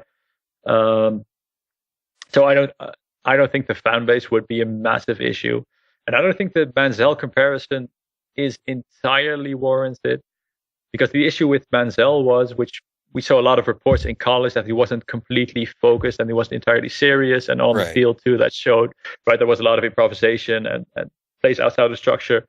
And even when Winston got into trouble, and he got into trouble a lot, even then, there was never a rumor that he wasn't serious about football, that he wasn't putting a lot of effort into that. But it's a different situation. That doesn't mean it's not a problem, but it's a different kind of problem. Well said. Okay, then I will agree with you there. When you look at Johnny Manziel, it was a whole lot of, all right, scrambling, throw the ball, and you could almost argue he got lucky, whereas Jameis Winston is running an offense that we would see at an NFL level. So yeah, if the fans are essentially willing to give him the shot if he's drafted, I think that's got to give the ownership and the coaches a good feeling going forward. Yeah, I think so. Now, looking at next year, you've got the number 1 overall pick, which gives you not just the opportunities in terms of drafting, but also trading and just moving things around. And there's so much to look forward to. You still have the reality of the 2-win season. So looking ahead to next year, how much hope is there for this team? Like best case scenario, worst case scenario? Well, best case scenario is winning the Super Bowl, because that's always the best case scenario, even if it's not realistic. Okay, then let me adapt my question to the best case scenario that you believe is feasible. I think they can win the division, which sounds kind of crazy, except if you look at the NFC South and what they did the past year, right? And there is reason to be optimistic, because the defense was actually kind of okay last year, even with the issues. Like, they had a really, really bad first 6 games as everyone got used to the scheme, which was horrible. You saw blown covers everywhere. It was completely undisciplined. Then the bye week happened, and after that, it was a top 5 defense the rest of the way, which no one knows, but it was. So I'm not concerned about the defense. The issue is, as it was last year, whether they can rebuild the offensive line, and they're going to have to find 2 new offensive starters, and whether the quarterback is ready to at least not cost them too many wins. And, well, I can't answer those questions, but so when you're talking, right? I'm sorry, go ahead. Oh, no, go ahead. So when you're talking expectation, I guess what we're really getting at is if you had to pick a high point and a low point where you think that the team will fall in between, what is your total peak versus bottom type scenario? Where do you see the team finishing? Recently, we've seen a lot of teams. We saw the Colts draft Andrew Luck and win their division. And then we saw the Chiefs get the number 1 overall and, well, not winning their division. They still made the playoffs. And, there's been dramatic improvement. So would you be willing to give us a sort of win-loss kind of margin here? Yeah, I think probably the best scenario is something like 10-6, maybe 11-5. And the worst case scenario is something like 4-12, where everything I just said about the quarterback and the offensive line fails again, and Lovie Smith is fired at the end of the season. Wow. But that's a very honest assessment, and one that I'd say is kind of hard to find any fault whatsoever with. It's a wide range, right? Well, it is, but as you said, playing the division you're in, you have a lot of opportunity, and it would not be ridiculous to assume that this team goes 9-7 or 10-6. That's definitely within the realm of likely, I'd even say. Now, if this team gets, just like you said, those Buccaneers can be a playoff contender for years to come. That's the hope, right? That's every team. That's everybody wants to win the Super Bowl. I think everybody should have a chance, right? Yeah. 32 team playoffs. The other question is if you don't see the Bucs being a Super Bowl contender next year, and what is the realistic time frame? Do you have a actual thought process that you've thought of, or that anybody else on your staff has thought of, that what is the actual length of time that you believe it would take to kind of get there under the current regime? Should they start being successful? Do you think that this is something they could do just next year, or is this something where you think you could kind of see them, this is kind of a rebuilding thing that'll take 2 or 3 years? No, I think they could do it next year if a lot of stuff goes right, if they don't have too many injuries, if everyone plays up to their potential, et cetera, right?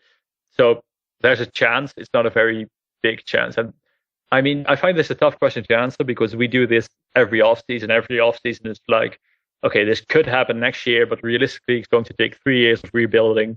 And we've said that every year for the past, 15 years or whatever. I mean, it is an impossible question because, yes, if your team rebuilds and rebuilds well, that's fantastic. But so is literally everyone around you. And so it's not just... And you don't know what happens and who pans out and whether that draft pick's really that good. And there's so many uncertainties in the NFL and things flip around from one season to the next. So it's really, really hard.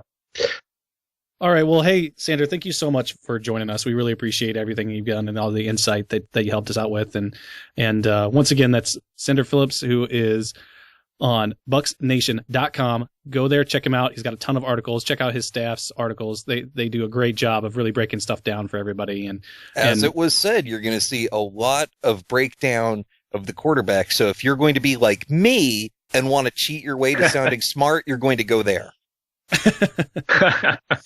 Well, we really appreciate it, Sander. Thank you so much for joining in. Is there anything, we're going to open up the floor to you. Is there anything that you want to talk about, or anything that you want to know, any questions that you have? Just try not to ask Kyle questions because he'll ramble and then we'll never get out of here.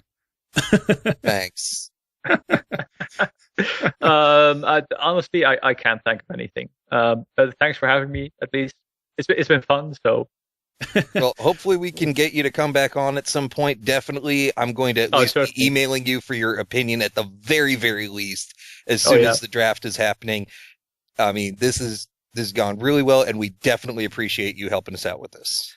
Yeah, we definitely want to get you back on, especially after the draft. That is definitely something that we want to do because we're going to be doing kind of a team by team draft grade type thing, and that'll be a much shorter conversation. We won't take up 30 minutes of your time, but we just want to know what you think of the picks and stuff. I guarantee if some wackadoo nonsense happens, like with the first pick cornerback, I'm gonna be getting you on the line as soon as I can.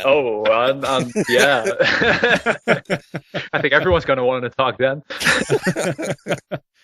Yeah, well, let's don't eliminate that out of the realm of possibilities. We've seen Lovie Smith drafts before, and I fear for you, but I'm also hopeful for you. We'll just put it that way. Thanks. That's really reassuring. All right, Sander, thank you so much. You take care. Thanks, guys. Of course, we are joined today with Jimmy Morris from Music City Miracles, the SB Nation webpage. And we appreciate you being here, Jimmy. We just wanted to maybe just go over a few things with you, just kind of get your opinion on some of the things that we had questions about. Sounds great. All right. What the number one thing we kind of wanted to know was, what was your opinion on the overall season? Do you feel like it was a success, a failure in any way, shape, or form? Like, obviously we know what the record was, but I mean, in comparison to anything, like, what is your opinion on how the season actually went? It was terrible. It was a failure in pretty much every way you want to look at it. At least the Mike Munchak teams from 3 years prior to this past one with Ken Wisenhunt, they've been competitive. I mean, they had a 9-7, they had a 7-9. I mean, they had a couple of years in there where, they were a play here or there, a game here or there from being in the playoffs, really. And then you make the transition to Wisenhunt, who's supposed to be this offensive guru, come in. The offense looks terrible. Now, part of it, to be fair, was because of injuries. They had a lot, especially on the offensive line. They were really beaten up on the offensive line at the end of the year. I think they're playing like their 6th and 7th tackles on both sides. I mean, left tackle and right tackle, but the first and second string guys on both sides got hurt. So, I mean, that's not going to make it easy for anybody. But at the same time, through all that, Ken Wisenhunt never changed what he was doing. There was a game, they got Zach Mettenberger out there who they didn't think he could be the future. They're at least, trying to see whether or not he can be the future. Like I said, you've got your 4th and 5th offensive tackle out there. They're still running 7-step drops, not leaving anybody extra in to protect. Mettenberger gets hurt. He comes back 2 weeks later. they're doing the exact same thing. So, of course, he gets hurt again and has to miss the rest of the season. So you don't get those extra few games to evaluate him. It was really frustrating all the way around. I mean, but outside of Delaney Walker, there wasn't a single person on the team who really had a good year. I mean, Jarrell Casey was pretty good. He's a really good player. But, I mean, outside of that, everybody was worse than they were the year before. The offense didn't click. The defense didn't click. It was really a disaster all the way around. So not a lot of hope heading into next year. Wow, you handled like 90% of all of our questions in no time flat. Sorry. Okay, then that'll transition well. So, like you said, Ken Wisenhunt was supposed to be an offensive guru, and it was seen as a very positive hire, at least by the media at large. But were you a fan of the hire? And I think we can all pretty safely say, at least as of now, you're not too thrilled with him as your head coach. I was a fan of the hire for a couple of reasons. Number one, I was one of the people that's saying we need to change. Okay, and so I didn't want to turn around and we got to change it and just be unhappy with it before I saw any results on the field. Because part of that was Mike Munchak really felt like an extension of Jeff Fisher, and it just felt like that we kind of had the same thing here. As soon as he moved here in '99, so I mean, it seemed like it was just everything was the same year in year out. So I was one of the guys saying, we need to make a change. We need to get somebody else in here. They did that. And then, I mean, you look at his track record. I wasn't thrilled at the hire. Just surface. He was really good with Kurt Warner. But, a lot of people could be really good with Kurt Warner, Les Fitzgerald, Equan Bolden. I mean, it doesn't take a genius, an offensive guru, if you will, to call plays and be successful with those guys. And obviously everywhere else he's been a coordinator. He was really good in Pittsburgh. The coordinator was really good in San Diego. Not the coordinator now. Again, he had been Roethlisberger in Pittsburgh, in San Diego. So, I mean, that seems to be the common denominator there. Once Warner was gone in Arizona, he never found a quarterback. Now, again, when you look at the guys that they ran through there, none of them, they just weren't any good. Matt Leinart, if you've ever seen anything from him, whenever Ken Wisenhunt gets brought up. So, there is some of that. But so you didn't know if it was that he's only good with a good quarterback, or it's just that he didn't. All those guys in Arizona were so bad that if you just get a mediocre guy, he's still going to be good. And again, we still don't know that. I mean, with all the injuries that took place this year to the quarterbacks, I mean, Charlie Locker, he got hurt. And you got a Whitehurst who nobody thought was going to be, the savior or anything like that. Then you go to Mettenberger, trying him out, all those things. So, we don't really know still how it's all going to play out, but it's frustrating to sit there and watch a team not make a single change in their, philosophy or how they call the game based on all the injuries and stuff that were surrounding it. That was really my biggest complaint with him in year one. It's hard to evaluate how the offense moved the ball and those sort of things with those extenuating circumstances, the injuries, the quarterbacks, and all those types of things. But my biggest frustration was there was no change at all based on all those different things that were happening. All right. Now, as you said, Ken Wisenhunt has had success with people who are, kind of on that superstar spectrum. And it did seem, at least to me, that Charlie Whitehurst was a quarterback he got the most out of, a veteran quarterback. So do you think that perhaps trading for a veteran leader or acquiring a veteran leader through free agency would be something allowing him to do a little bit more with his offense? Yeah, and I think I really do think they should explore that, because you've got a guy in Mettenberger who the jury's still out on. I mean, obviously he does some things really well, and there are other things that he's not as good at. But you don't want him coming into camp with it just being him and Whitehurst, because Whitehurst is not going to get it done as an NFL quarterback. And so they need that competition. They need somebody to come in and have a battle to see who, comes out ahead and those types of things. So I think that would be a good move. Then you're going to talk about the draft at some point, I'm sure, in those two guys. But I think this team would be better served to bring in, a veteran they can find, they can push. And maybe maybe Wisenhunt can find somebody that's, serviceable enough that can run his offense, that can, make it look better than it was last year.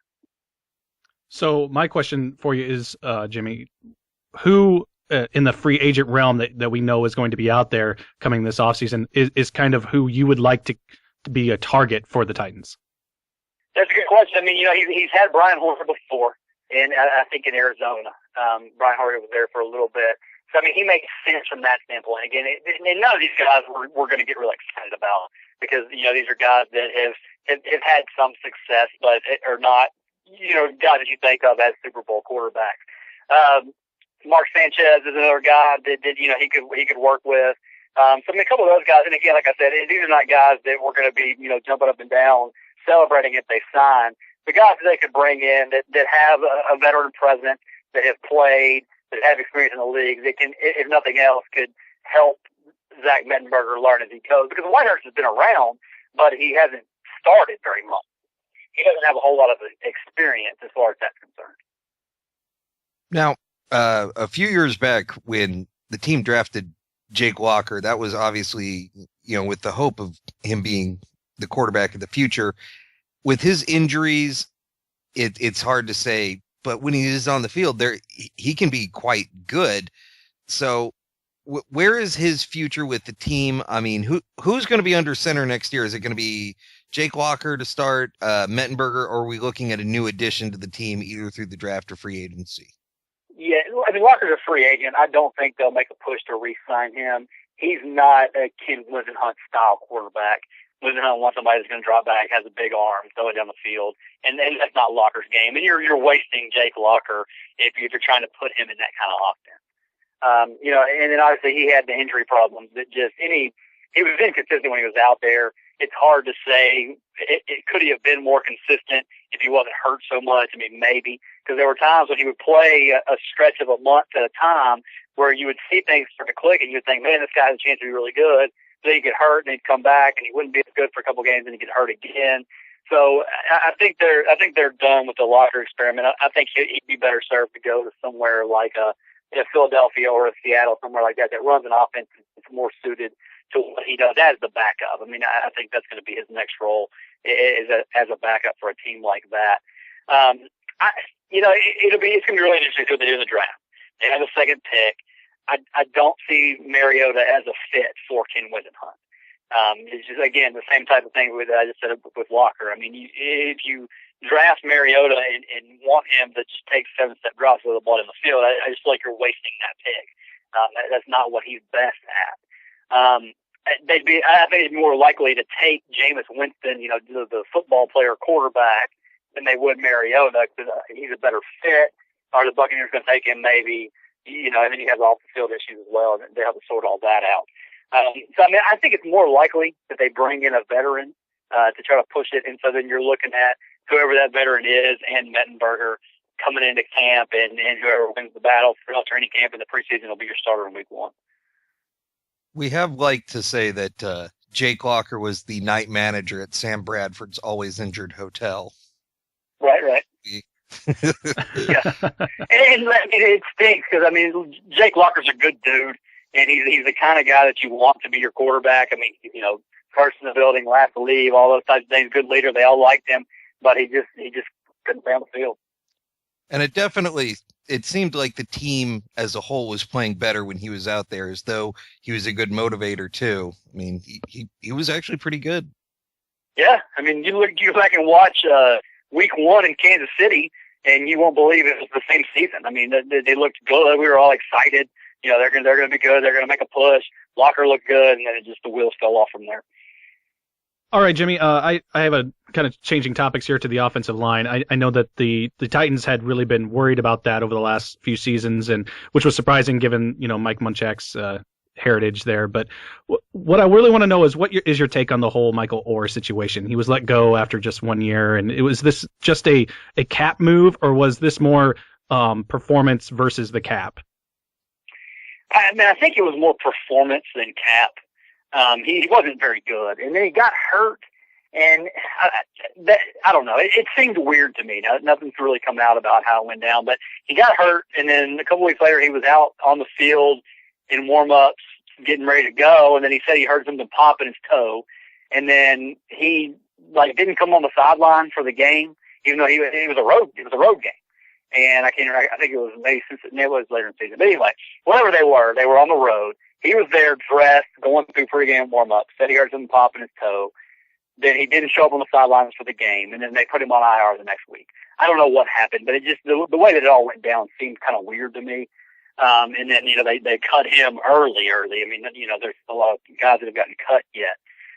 So that makes me think that something went sour somewhere. He wasn't very good, when he did play. So it's not really a surprise. And they paid him way too much money. I mean, you look at the contract they gave him, it was stupid to give him that much money last off season. So, I mean, there were some cap implications, but I'd say it was more performance-based than anything. Now, there's places to comment on your website. So when you guys released the article, Hey, Michael is released, obviously the fans are going to comment. How many terrible blindside jokes did you read in there? Yeah, a lot. We had a season full of those, yeah. That was probably one of the worst part of the sign. The worst part was how bad he was on the field. But yeah, that was a very close second with all the blindside jokes for sure. All right, Jimmy. Staying on the same subject of former players, were you at all surprised to see Chris Johnson released from the Jets? And do the fans miss him at all, or was he just so disruptive in his personality and the way that he was perceived in Tennessee that nobody would even care to even talk about him anymore? Chris Johnson, he's one of the weird guys that I don't know that's half and half, but there's more Titans fans than you would think that really believe that they did him wrong here, and the reason that he wasn't good the last couple of years here was because they didn't use him right. I mean, that's like on the website, that's a very common theme. Chris Johnson's so good, they just don't know how to use him, which is the most ridiculous thing in the world. He after he got the contract, he shut it down. Say what you want. He had one more pretty good season, but after he got all that money, he shut it down. And he wasn't the same guy. The line was bad, but I mean, there were times where he just missed holes. He went down the first time somebody looked at him. I mean, it was all that stuff, and it really came from that holdout. He showed up out of shape after that happened, and he never was the same player. So no, I wasn't a bit surprised to see him get cut by the Jets. He had a couple really good years here. He was a dynamic player, for a while there, arguably the best running back in the league. But at the end here, he was hurting the team more than he was helping them because he's averaging 3 yards a carry. He has no interest in catching the ball out of the backfield. And you thought maybe the one thing that I thought maybe was part of it was motivation. And so when the Titans cut him and he went to the Jets, he's a me first guy, obviously. I thought maybe that would, spark something in him and he would turn it back on once he got up there. But no, I mean, I think he's done. And anybody who's been honest with himself was not surprised that he got cut by the Jets. All right, and for a while there, like you said, Chris Johnson had some good seasons and some great seasons there. And from the outside looking in, it always seemed as though during the Chris Johnson years, he was the identity of the team, that it was a amazing run kind of offense. And with him gone, I can't really put my finger on it. Do you think that there is a definitive identity to the Titans right now as to who and what they are? No, not even a little bit. I mean, they don't do anything well. They don't have a position group that you look at and say, man, those guys are good. Like I said, you got Delaney Walker who's good. You got Jarrell Casey who's good. You got a couple other guys, Jason McCourty who's a solid player.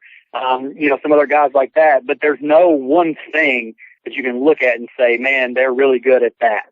And so, yeah, I mean, that's one of the biggest things that we talked about all year as we went along. What's the identity of this team? What are they trying to do? And you really never could figure it out. I think Ken Wisenhunt wants them to be a drop back, throw it on the field type of team. I mean, I think that's Ken Wisenhunt's identity. But, for various reasons, they weren't able to get that done here in year one. And without an identity, you do have the advantage of being an AFC South team, which is consistently poor as a division. So what will it take for the Titans to become a contender within the AFC South, potentially winning the division and making the playoffs? As you said, not that long ago, you're seeing 9 and 7 seasons and just so very close. And I mean, there's got to be a way to get there. What is your take on how to get this team there? And they brought in Dick LeBeau to run the defense. He's not, I can't remember, his title is assistant head coach defense or something like that. Ray Horton's still technically the defensive coordinator, but Dick LeBeau is going to be calling the defense. So, I mean, I think that when you got a guy like that, obviously they struggled in the end at Pittsburgh. But when you got a guy like that who has the pedigree that he has, you think that they would try to make turnaround on defense quickly. They've got a ton of cap space. Like I was looking at this morning, it's like $45 million or something like that. So they're going to be able to spend money in free agents. They're going to have to spend some money. Because I think right now they're actually under the floor of what the cap's going to be next year. If they could bring in a couple of guys, obviously Justin Houston's the guy that everybody talks about, but he's not getting out of Kansas City. If nothing else, they're going to franchise him. But a guy like Brian Orakpo, who's had a couple of good years, they could really use as an edge guy. They need an edge rusher. If they can get an edge rusher, that's going to make everything look better on defense. They need a safety. They probably need another corner. I mean, there's a lot of things they need, but things that could be really worked out pretty quickly. And if you've got a guy who knows how to call a defense, which they do now in Dick LeBeau, I think that could be their quickest way to getting back to being competitive.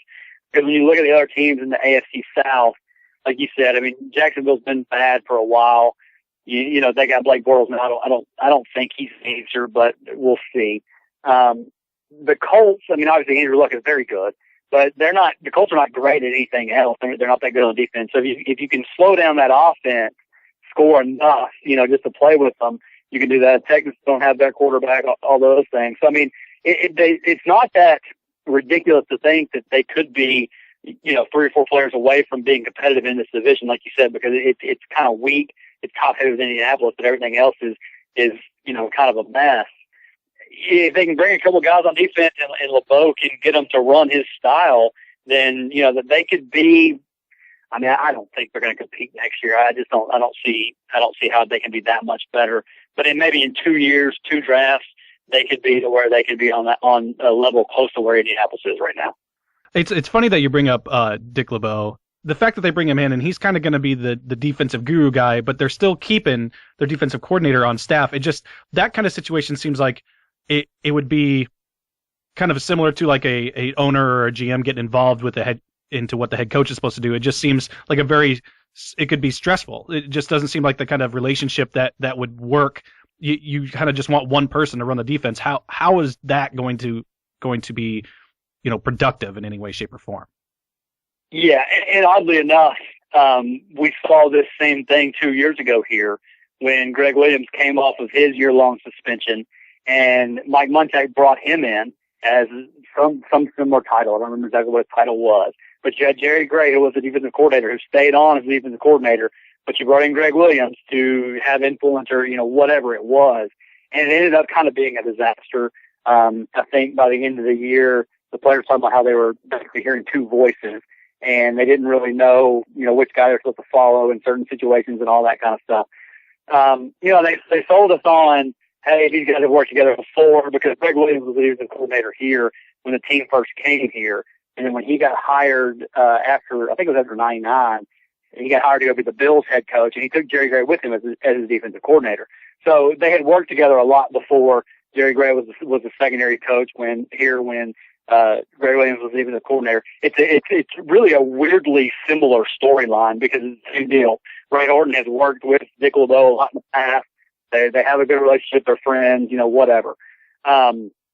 So, I mean, from that standpoint, at least they're familiar with each other and they've worked together in the past. You think that gives it a better chance of working out. But, I mean, these guys, I think to be a successful coach in the NFL, whether it's a head coach, a coordinator, a position coach, anything, you have to have a certain amount of ego. You have to have a certain amount of confidence in, what you say is the way that it should be done. And so when you got these 2 guys that have those egos working together, I think more often than not, you're going to see them butt heads and it blow up than be successful. Hopefully that's not going to be the case here, but it's a weird dynamic, and I don't really understand how it's all going to work.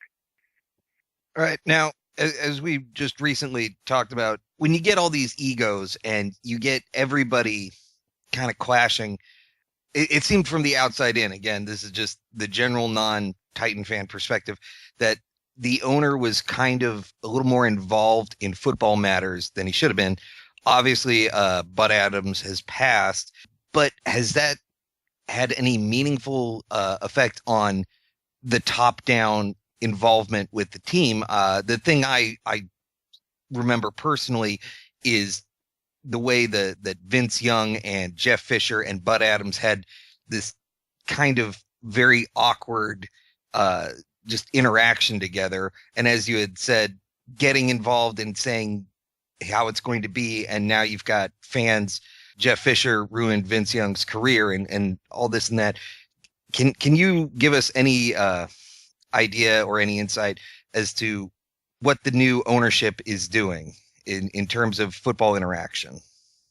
Yeah, and don't get me wrong, Jeff Fisher ruined Vince Young's career. I'm not a huge fan of either guy, but that's the most ridiculous, like, you know, fans say it, and they do, and I don't get it. But anyway, yeah, so, but, you know, that was really the last thing that he was known for meddling. I mean, that was kind of his thing, and there were a lot of times throughout the years, even the early years in Tennessee where, you know, he would come out and say, we got to get turned around, I'm going to fire everybody, those types of things. And then he was the one that told them to draft Vince Young in 2006. And he told Jeff Fisher to play Vince Young against the Cowboys. I can't remember what week it was in 2006. But, I mean, those things did come down from him. You know, Vince Young, I guess his third year was the year where he got hurt during the game, but said he could go back in, and then they tried to get him to go back in. He said he didn't want to, or I mean, just all kinds of things. That was the year they ended up being really good, 13-3, and the next year they started off 0-6 with Kerry Collins, the quarterback, and Buddy came back and said, you need to put Vince Young back in. So he was very involved in the Vince Young thing and things before, but as really after that, he really became less involved. I think he got sick, and he just didn't have the energy or whatever to be as involved as he had been in the past. So for the last few years, I think mostly in the Munchak era, he didn't really meddle much. He kind of stayed out of it. He had his guys, Mike Reinfeldt, Rustin, and Webster. Now the one exception to that was when Peyton Manning was a free agent. He came out and said he wanted them to go get Peyton Manning because they weren't planning on being involved in the Peyton Manning thing until Bud came out and said he wanted them to be. And then they ended up getting him, and he ended up firing Mike Reinfeldt, who was he had been the GM, but he was the president at that point. He fired him, and later said it was because he didn't get Peyton Manning. So there were things like that. But the last couple of years after that, he really stayed out of things.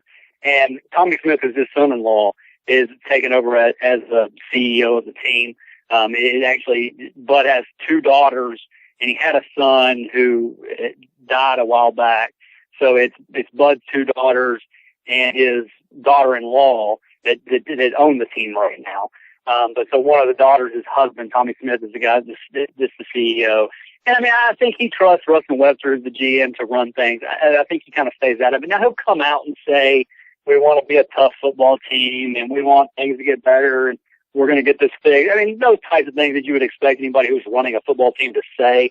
But it really does seem like for the most part, he stays out of it and lets his football people make decisions, which I think is a good thing.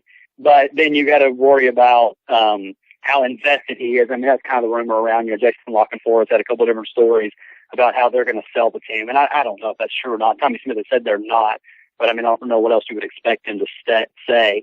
But it really does seem like he trusts Rustin Webster to make the football decisions, and he stays out of it from that standpoint.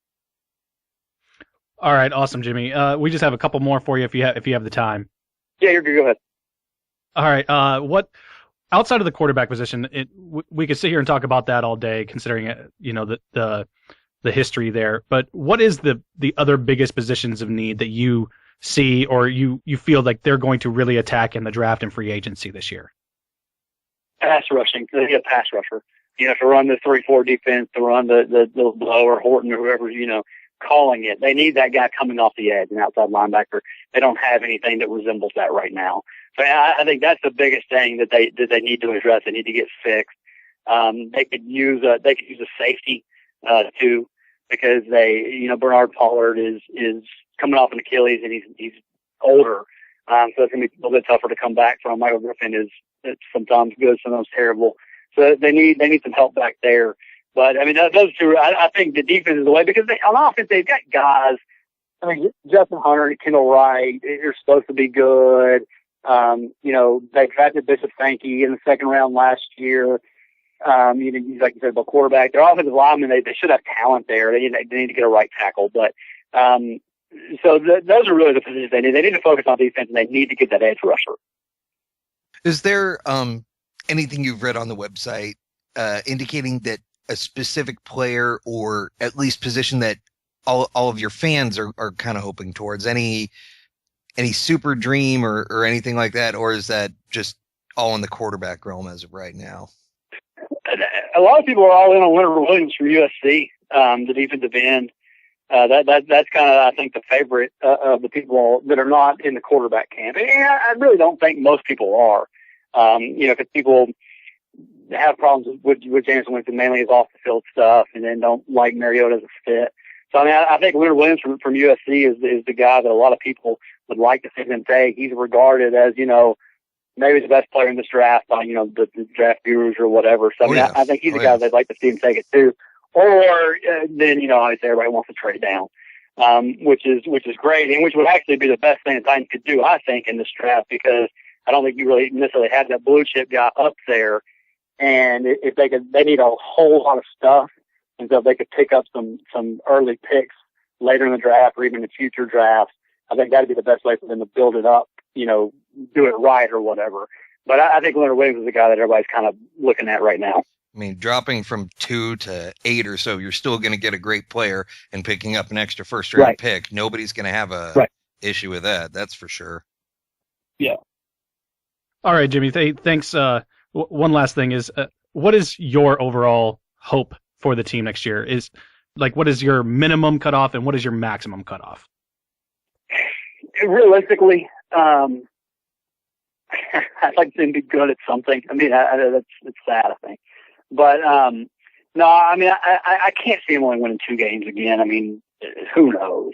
But if they have any type of consistency and they don't have the injuries, they would have won 4 or 5 last year. So, I mean, I'd kind of put 4 or 5 at the minimum. I can't see them going any better than 8 and 8. Now, it's the NFL and things turn around and teams win games they shouldn't. So, I mean, I've always been of the opinion that there's really no difference between 7 and 9, 9 and 7. Right there, you're kind of the same team. Could you find a way to get 10 and 6? I don't see this team doing that, but I think if they can add some players, they can get to a place where they're competitive, but not necessarily there. And then one more good draft, they'd be ready to compete really in 2016. Great. Hey, we really appreciate you coming on with us again, Jimmy. Again, that's Jimmy Morris with SB Nation and Music City Miracles website. Go to sbnation.com, go to the NFL section and click the Tennessee Titans link, and you'll go there and see all the great stuff they do there. Is there anything you kind of want to put out for us, Jimmy? This is kind of your floor here. Guys, no, I mean, we're banging out the draft coverage right now. We've got a guy that's doing scouting reports on. I mean, by the time it's over, he'll probably do the top 100, 120 players. We got a place where you can find all that and just kind of keeping track of all that stuff. And then obviously once free agency ramps up at the beginning of next month, we'll have that covered as well.